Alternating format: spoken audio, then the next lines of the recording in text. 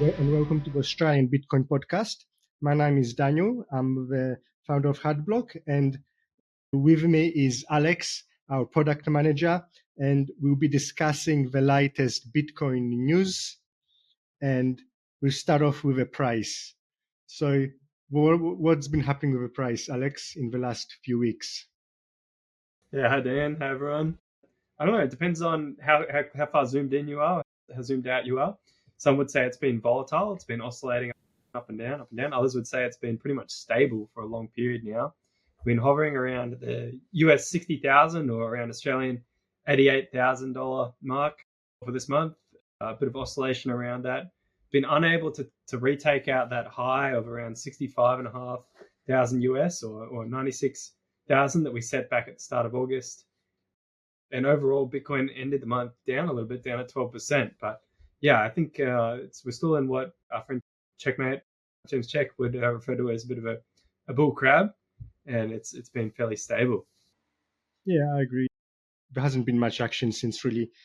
To be honest, there was the big price move at the beginning of the year, around February, when we made a significant increase. And since then, it's been more or less the last few months, more or less at the same position. We did have that small dump, but it was fairly brief, and the price recovered. And then there's another quick dump as well. But yeah, overall, it's been quite stable, I would say. US ETFs have been busy as well the last week. So there's been over $640 million worth of total inflows, or around 940 Australian dollars worth of inflows, and only an outflow of 139 million or Australian 200 million. So we're just seeing that those ETFs are just they're just hoovering up Bitcoin like there's no tomorrow. It just seems to be constantly sucking up Bitcoin off the spot market. Yeah. And what about the news? Anything exciting happening in the last 2 weeks? Last 2 weeks, yeah, there's been a bit of news. There's been some interesting international news. Kicking us off in Malaysia. So Malaysian police have destroyed almost 1,000 Bitcoin ASICs. So 985 machines, which are worth around $500,000, were seized in raids which were targeting electricity theft. And the Malaysian authorities decided to crack down on illegal operations.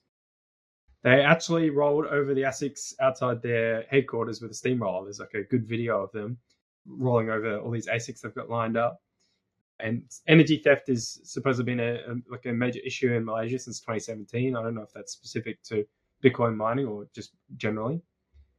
And then earlier in 2021, a few years back, the Malaysian police also did the same thing to try and send a message on energy theft and destroyed over 1,000 ASICs at that time. According to Malaysia's Deputy Energy Transition and Water Transformation Minister, they reckon that Bitcoin mining has cost Malaysia $776 million since 2018. Yeah, so basically, the thing here is that people are stealing electricity. So essentially, it seems. Yeah, so Bitcoin mining is being blamed for being able to monetize electricity as opposed to the energy theft itself. Yeah. Yeah, because so. Yeah, right.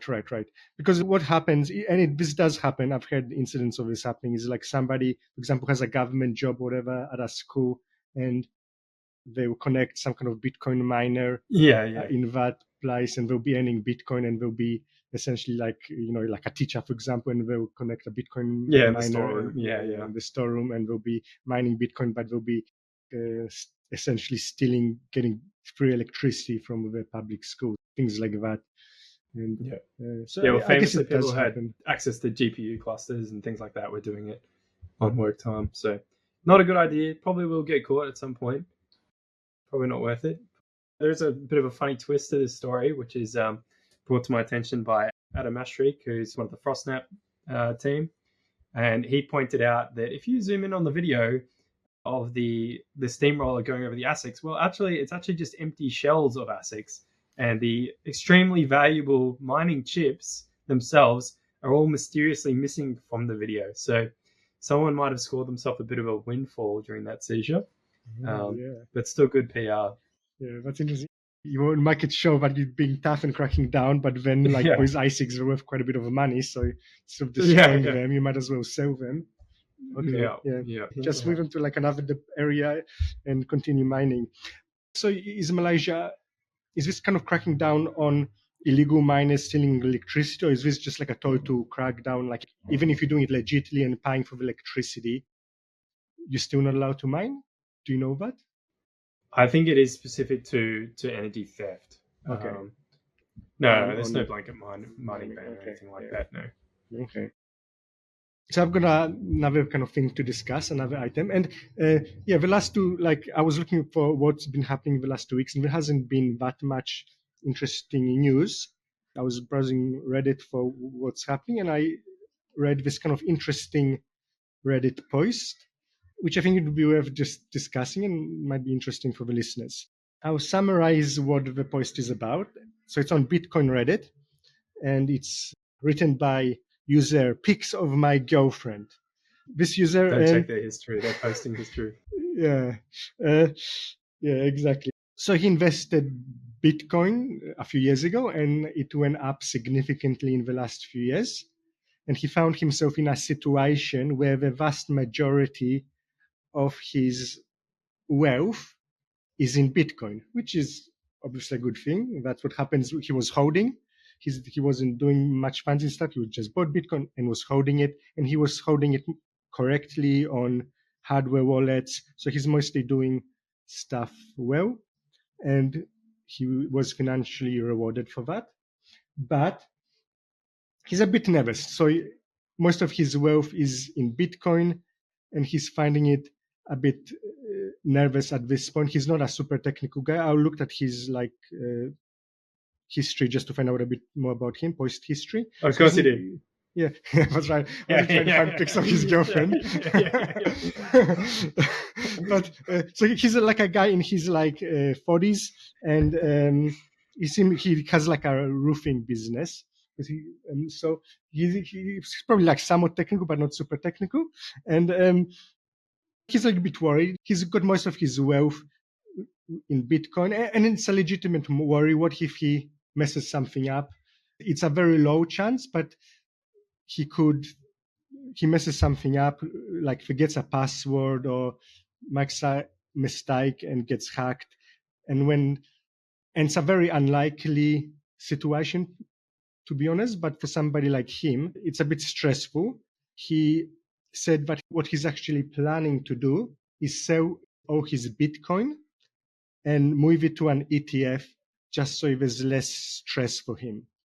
He asks for some advice on how do people deal with this. So I guess it'd be an interesting topic. What would you say to user Pics of My Girlfriend who's planning to sell most of his Bitcoin and put it into a Bitcoin ETF because he's stressed that he'll lose it? Yeah, it's a good question. I think it does come down a lot to how technically competent you feel and how much time you're willing to devote to leveling up and upgrading your skills. I think self custody is like it's not that hard really. It's more than achievable for the average switched on person that's got a bit of time to learn. I think maybe the best answer is like diversification. Diversify your custody holdings. So if you did have some kind of fuck up, then it wouldn't be unrecoverable. It wouldn't be a substantial portion of your holdings. Like maybe consider having like a decent amount in self custody with a single sig hardware wallet. Maybe consider like a collaborative multi sig if you need help setting that up, or a self sovereign multi sig for some of it. And then maybe it does make sense to hold some with a trusted entity, an exchange or an ETF. But I think you do have to weigh up the fees that are associated with that. If you're happy to pay a large management fee, which will be the case for an ETF, or like a collaborative multi-sig setup where you're paying a fee subscription or something like that, then maybe it's worth it to get that technical advice and hand holding. What do you think? Yeah, I pretty much agree with you. Diversification. And yes, I agree with you. And actually, there was like an interesting reply by Greg Maxwell. Are you aware of Greg Maxwell, Alex? Yeah, of course. Yeah, of course. Yeah, I don't know, just in case. Okay, so Greg Maxwell, he's like a very prominent early Bitcoin developer. He says diversify. I'll explain later more about what he said, but he basically gave advice to diversify. So Greg Maxwell agrees with you, and I agree with you. Oh, it's good. Stunning endorsement, actually. And like, okay, but I want to say his concerns are legitimate because there is a risk. Yeah, of course. Yeah. There is a risk. Yeah. So nothing's risk free. He could mess up, something happens, he messes up and he makes a mistake. It could happen. So it's a legitimate risk. But I guess my advice, and this is actually what Greg Maxwell also said in the post. By the way, if you read it, if somebody searches it, he goes under the username, Greg Maxwell goes under the username Nullc, Nullc. But okay, the thing is, if he's doing that, if he would sell all his, which he holds in self-custody, cold storage, for an ETF, he's actually just, he's forfeiting many of the benefits of Bitcoin, like that Bitcoin is unfreezable, unconfiscatable, somewhat private-ish, all these benefits, he's losing them. You need to read off our new shirts, Dan. Yeah, that's right. Yeah. New shirts for Bitcoin, yeah. But also, like, he's actually swapping one risk for a different risk. So, yeah, it's legitimate. There is a risk when he's holding Bitcoin that he loses it. But if you were to sell all his Bitcoin, putting it into an ETF, there's still a risk. It's just now a risk that the ETF will lose the Bitcoin, right? So he's just swapping one risk for the other. And I think like people actually in Bitcoin and new people in Bitcoin, we often underestimate that risk. They think it's a big company. So, okay, nothing's going to happen. I think with his strategy, he's swapping his risk for the risk of the custody provider, but I think he's underestimating the risk of the custody provider.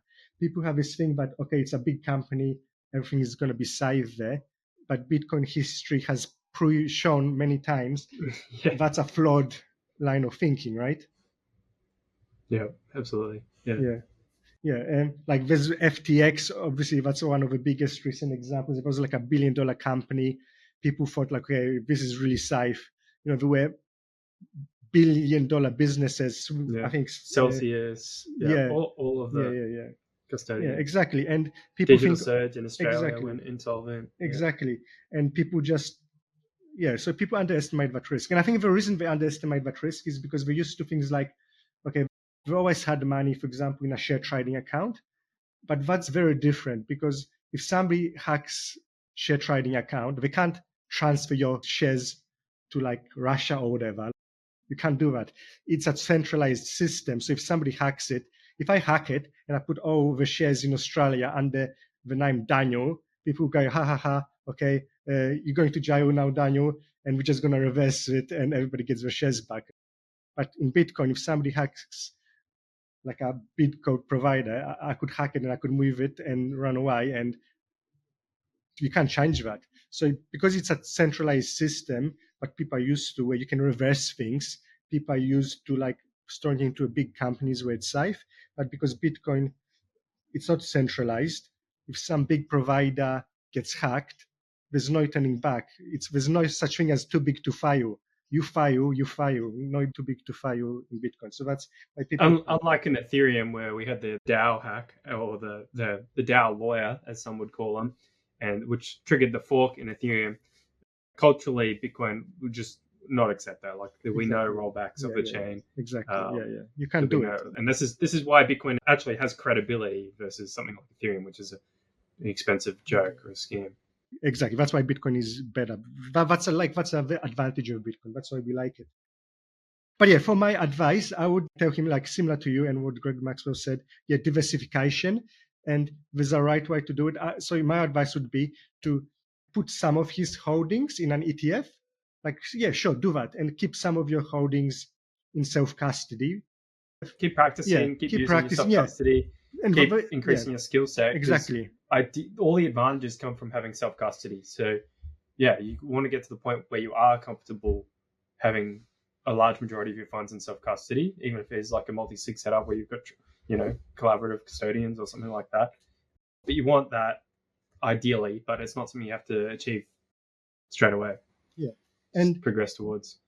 The other part of diversification that he could do, which Greg Maxwell advises, and might be like for Bitcoin, it might be like people might think it's heretical to say that, but would be to just sell some Bitcoin. If he's like stressed and he's got most of his wealth in Bitcoin, maybe just sell some of it and buy like a house, like a completely different asset, or put it in shares. This is what actually Greg Maxwell advises to him. But if he's got most of his money in Bitcoin, he should just sell a portion of it and put into other completely different asset.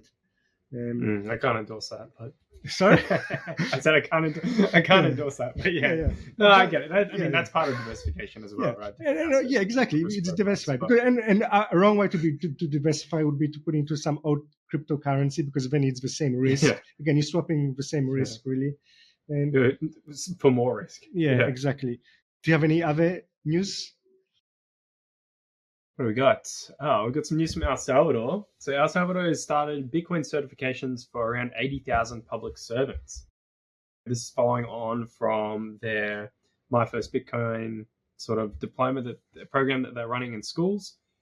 And so they're running training to upskill public servants to focus on strategic management and public policy around Bitcoin. And the course includes 6 modules with around 160 hours of content. And it's all as part of increasing the effective governance in El Salvador.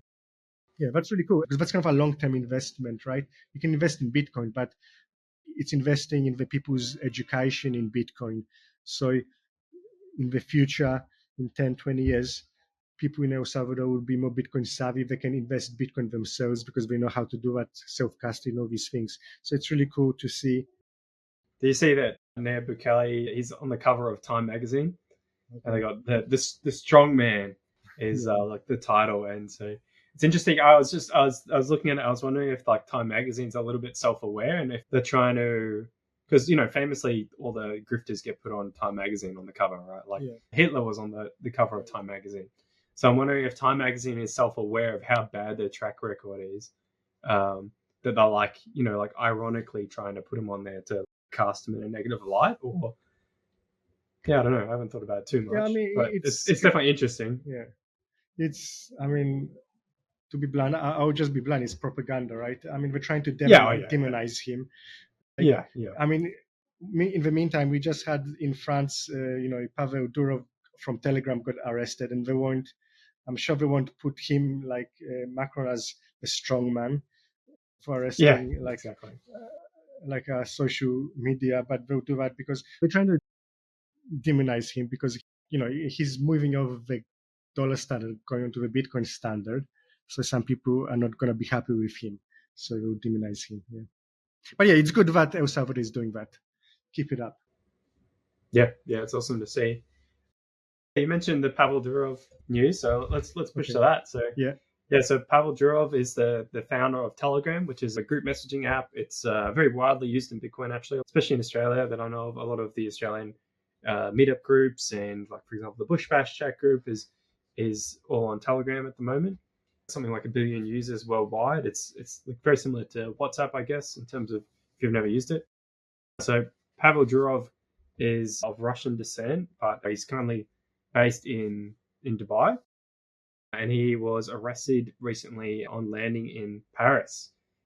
He's charged with a whole range of crimes, facilitating money laundering, facilitating child pornography, facilitating scamming, investment scams, basically anything. They're trying to pin him and hold him responsible for any kind of thing that occurred on the messaging app. So it's interesting that they've opted to charge him and not, say, like Facebook and Meta, or I'm sure they'd love to go after Elon and X.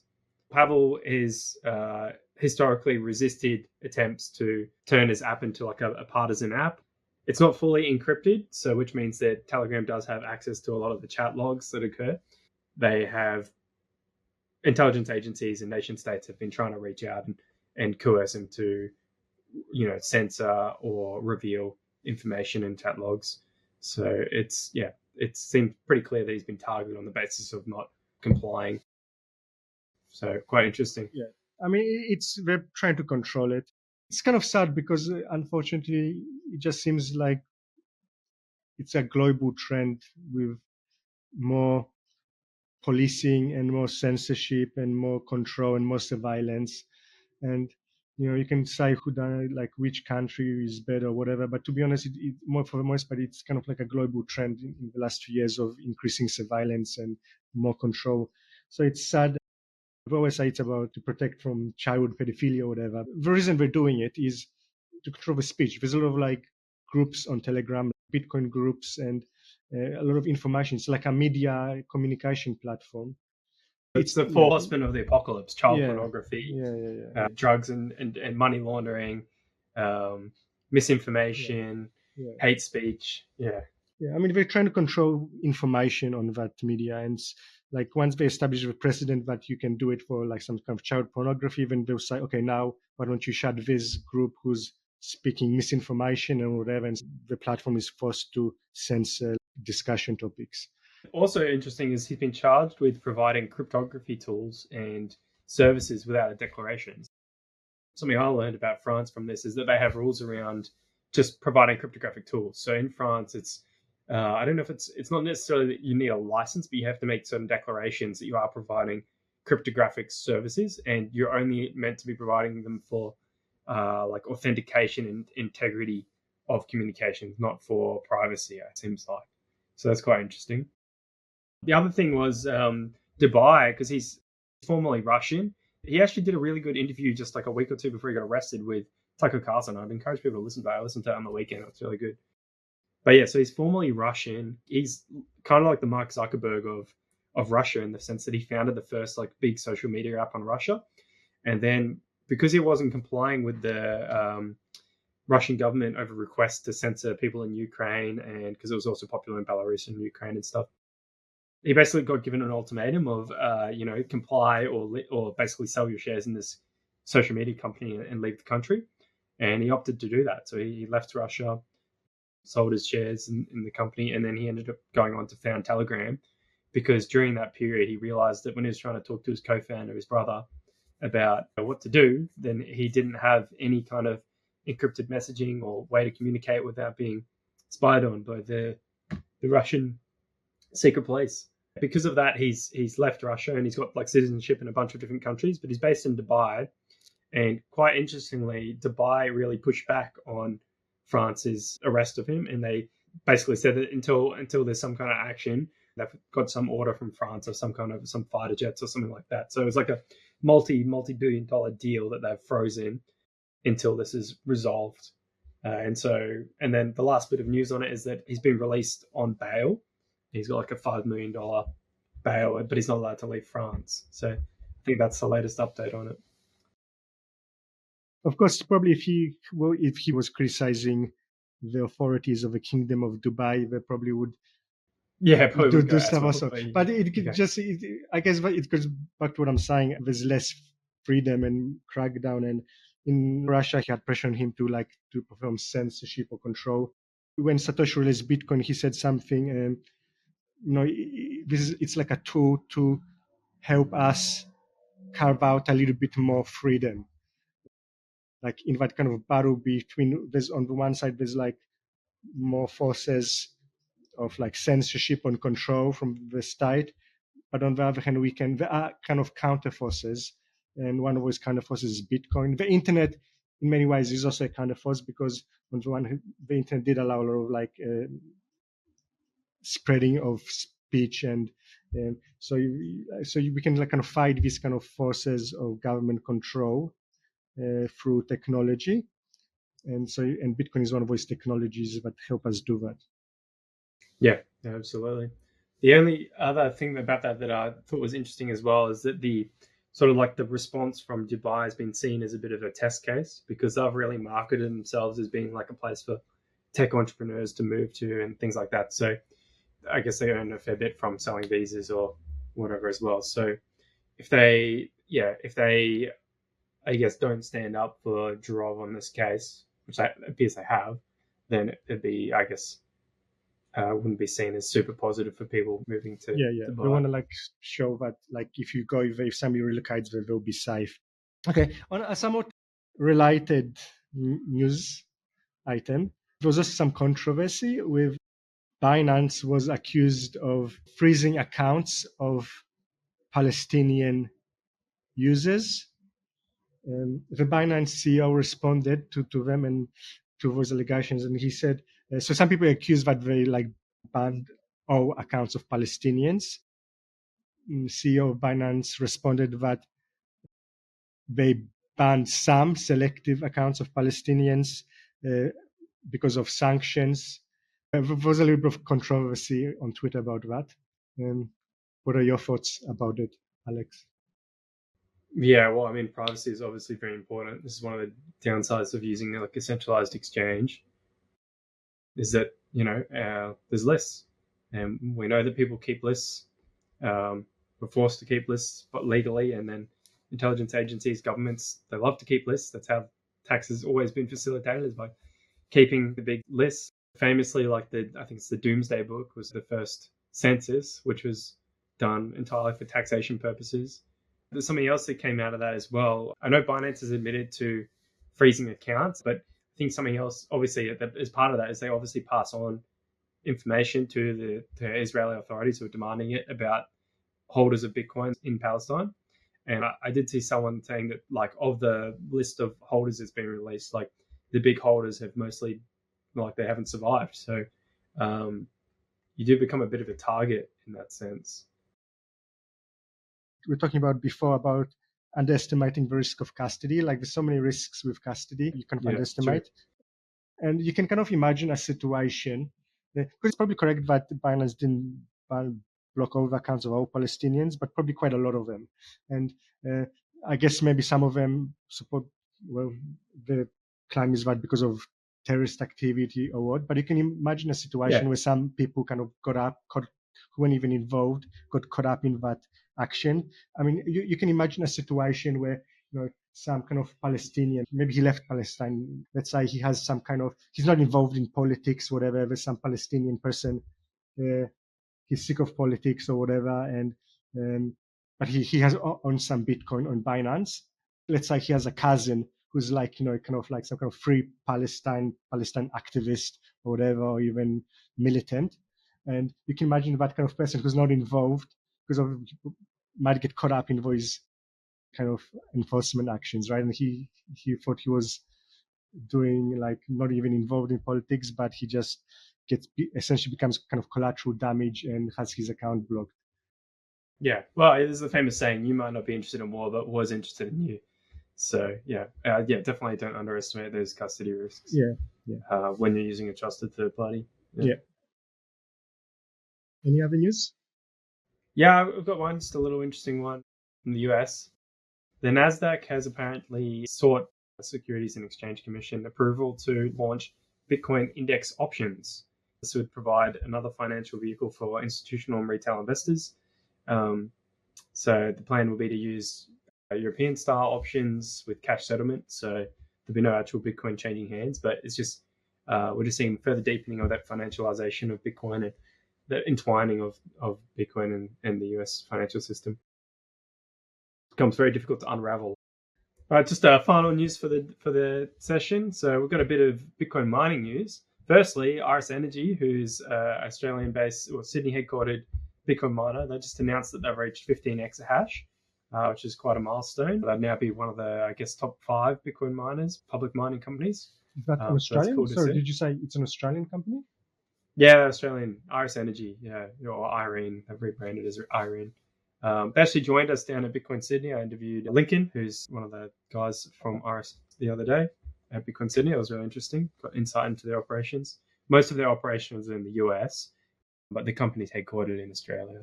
So that's cool. And then the other bit of Bitcoin mining news is that Riot, which we've previously discussed on the show, has been attempting a bit of a hostile takeover of Bitfarms.